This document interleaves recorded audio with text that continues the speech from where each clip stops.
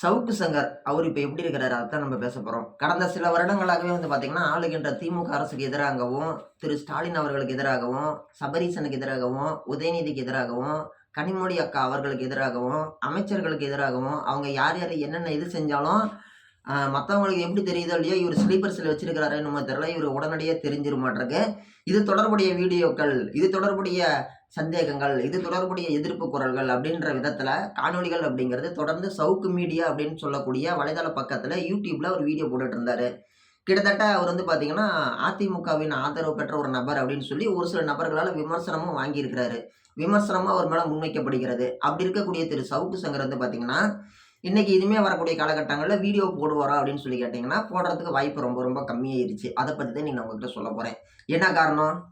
சவுக்கு சங்கர் பேசக்கூடிய வீடியோக்கள் எல்லாமே வந்து பார்த்தீங்கன்னா, தமிழக அரசாங்கத்திற்கு எதிரான கருத்துக்களாக இருக்கிறது அப்படிங்கிறதுனால, தமிழக அரசினுடைய மிக முக்கியமான ஒரு துறை வந்து பார்த்தீங்கன்னா, அவங்க மேல வந்து பார்த்தீங்கன்னா வழக்கு பதிவு பண்றாங்க.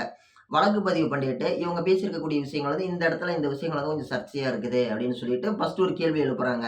கேள்வி எழுப்புன உடனே இந்த மாரி என்ன ஆவுது, சவுக்கு சங்கர் என்ன பண்றாரு, அடுத்த வீடியோலயே ஒரு ரிப்ளை குடுக்குறாரு. ஓகே. நீங்க வந்து நான் சொன்ன இந்த கருத்து தவறு இருக்குதுன்னு சொல்றீங்க இல்லையா? அந்த தவறுக்கான ஒரு விளக்கத்துக்கு உண்டான ஒரு விஷயம் அப்படிங்கிறது என்கிட்ட இருக்குது.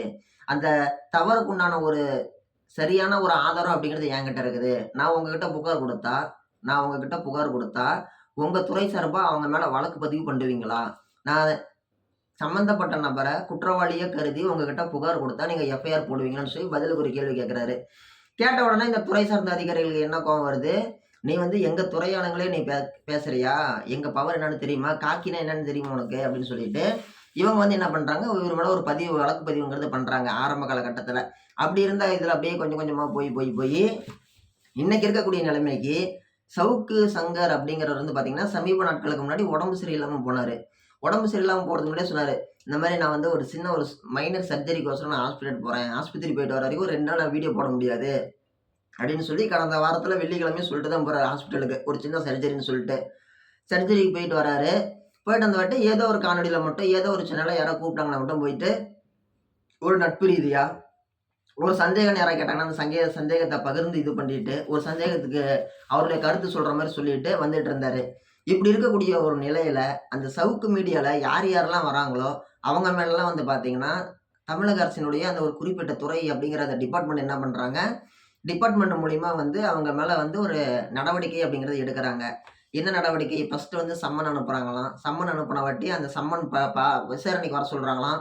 நாள் வந்த உடனே விசாரணைக்கு வந்துட்டு போறாங்க. 2வது நாள் மறுபடியும் விசாரணைக்கு வரும்போது, அப்படியே தூக்கிட்டு போய் ரிமாண்ட் பண்ணிடுறாங்களாம்.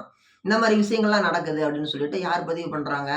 சவுக்கு மீடியால வேலை செஞ்ச ஒரு பையன், ஒரு சின்ன பையன் ஒருத்தன் வந்து இந்த மாரி பதிவு பண்றாரு. பதிவு பண்ணி இந்த கருத்த சொல்றாரு. இதுல வந்து பாத்தீங்கன்னா, ஹரிஸ்ன்னு சொல்லக்கூடிய ஒரு ஆங்கர் வராரு. இப்ப இன்னொன்னு வந்து பாத்தீங்கன்னா, மொத்தம் 3 பேர் அதுல மெயினான ஆளா இருந்திருக்காங்க. சவுக்கு சங்கர், அந்த பையன், அந்த அவங்க கூட இருக்கக்கூடிய ஒரு ஆர்டிஸ்ட் அந்த மேடம், அந்த பெண்மணி. இவங்க 3 பேரும் ஒட்டுக்கா உட்காந்து அந்த ஒரு ஷோல வேலை செய்யக்கூடாது. இவங்க 2 பேரும் 3 பேரும் தனித்தனியா தான் இருக்கணும். இவங்க 3 பேரும் ஒண்ணா சேரக்கூடாதுன்னு சொல்லிட்டு ஒரு ஆர்டர் கோர்ட்ல இருந்து வருது.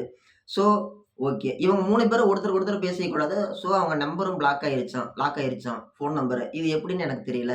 ஃபோன்ல பேலன்ஸ் தீர்ந்து போச்சுன்னா வேணா, அ நான் ஃபோன் பண்ணா மத்தவங்களுக்கு போகாது. மத்தவங்க ஃபோன் பண்ணா எனக்கு வராது. ஆனா, இவங்க எந்த அடிப்படையில இவங்க ஃபோன் லாக் ஆனுச்சுன்னு தெரியல. இவங்களுடைய ஃபோனும் வந்து பார்த்தோம்னா, இந்த மாரி லாக் ஆயிருச்சுன்னு சொல்லி ஃபோன் நம்பர் லாக் ஆயிருச்சுன்னு சொல்றாங்க. ஓகே.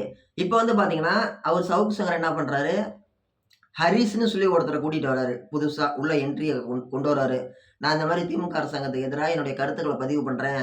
எந்த கொம்பனும் ஒண்ணும் ஆட்ட முடியாது அப்படின்னு சொல்லிட்டு என்ன பண்றாரு, ஒரு முக்கியமா ஒரு ஹரிஸ்ன்னு சொல்லக்கூடிய ஒரு ஆங்கர புதுசா இன்ட்ரோடியூஸ் பண்றாரு. அவர் ஏற்கனவே வேலை செஞ்ச ஒரு நபர் தான். அறிமுகமுள்ள ஒரு நபர் தான். பரிச்சயமான ஒரு நபர் தான். திறமையான ஒரு நபர் தான். நல்ல வழக்காடக்கூடிய ஒரு நபர் தான். ஓகேங்களா? அவர கூட்டிட்டு வராரு ஷோக்கு. அப்ப வந்து பார்த்தீங்கன்னா, 2 முக்கியமான நபர்கள் தான் அதுல main subject of the heart அப்படிங்கிற மாரி 2 பேர் ரொம்ப ரொம்ப முக்கியம். ஒரு யூடியூப் வீடியோன்னு சொல்லி பார்க்கும்பொழுது, குழுவா நம்ம வந்து பேசுறோம் அப்படின்னா, கேமராமேன் ரொம்ப ரொம்ப முக்கியம். அதே மாரி வந்து பார்த்தீங்கன்னா, ஆங்கரும் ரொம்ப முக்கியம். இந்த மாரி ஒரு ஷோ அவர் பண்ண ஆரம்பிச்சாருன்னோனே, டிபார்ட்மெண்ட் வந்து அப்படியே இரும்பு கரம் கொண்டு அடக்குறாங்க. எப்படி? இப்ப எஃப்ஐஆர் போடும்போது, சவுக்கு சங்கர், அந்த பெண்மணி, அப்புறமேட்டு அந்த பையன் மற்றும் குழுவினர் அப்படின்னு சொல்லி போட்டுருவாங்களாம் எஃப்ஐஆர்ல. போட்டுட்டு சம்மந்தப்பட்ட ஆள் வேற பேர்ல கூட ஆட் பண்ணிக்கிறாங்களாம். அப்படின்னு சொல்லிட்டு அந்த பையன் ஒரு பேட்டியில சொல்லியிருக்கிறான். அந்த பையன் வீடியோல. அப்ப என்ன பண்றாங்க, அந்த ஹரிஸ்ன்னு சொல்லக்கூடிய ஆங்கர சம்மன் குடுத்து வர சொல்றாங்க. அந்த பையன் போய் பார்த்தவாட்டி, அந்த பையன அப்படியே குண்டு கட்டா தூக்கிட்டு போயிடுறாங்களாம். நாள் வந்துட்டு சொல்லிட்டு 2வது நாள் வரும்பொழுது அப்படியே தூக்கிட்டு போயிடுறாங்களாம். அதே மாரி கேமராமேன் ஜெயப்பிரகாஷுக்கும் சம்மன் அனுப்பியிருக்கிறாங்க. இப்படி இதெல்லாம் பண்ணும்பொழுது, அவருக்கு சவுக்கு சங்கருக்கு எப்படி இருக்கும்? நம்ம கூட சேர்றவங்கலாம் புடிச்சு ஜெயில்ல போடுறாங்க. அதனால நாம யாரையும் கஷ்டப்படுத்த வேணாம். நாம இந்த மீடியா விட்டு விலகிரலாம். திமுக அரசாங்கத்துக்கு எதிரா நம்ம எந்த வீடியோவும் போட வேணாம் அப்படின்ற ஒரு மைண்ட் செட்டுக்கு தானே அவரு போவாரு. அப்படித்தானே போயிருப்பாங்கன்னு நெனைக்கிறீங்க? உண்மையில அவரு அப்படித்தான் போயிருக்கிறாரு. இனிமே நம்பளையும் ஜெயில்ல புடிச்சு போடுறாங்க. நாம இதுக்கெல்லாம் பயந்துக்கிற ஆள் கிடையாது. நம்ம கூட சேர்றவங்களையும் புடிச்சு ஜெயில்ல போடுறாங்க. யாரும் வரத்துக்கு பயந்துக்கிறாங்க. அப்படின்ற மாரி அவரு ஒரு மைண்ட் செட்டுக்கு போயிட்டாரு. யாரு? சவுக்கு சங்கர். ஸோ இனிமேட்டு வந்து பார்த்தீங்கன்னா, சவுக்கு மீடியான்னு சொல்லக்கூடிய ஒரு வலைதள பக்கத்துல, யூடியூப் வலைதள பக்கத்துல, இனிமே வீடியோக்கள் சவுக்கு சங்கர் அவர்களால் திமுக அரசாங்கத்துக்கு எதிரான வீடியோக்கள் வருமா அப்படின்னு சொல்லி கேட்டீங்கன்னா, வரத்துக்கு ரொம்ப ரொம்ப வாய்ப்பு குறைவுன்னு தான் நான் சொல்லுவேன். ஏன்னா, அவரு வந்து பார்த்தீங்கன்னா, தனிமைப்படுத்தப்பட்டிருக்கிறாருன்னு கூட சொல்லலாம்.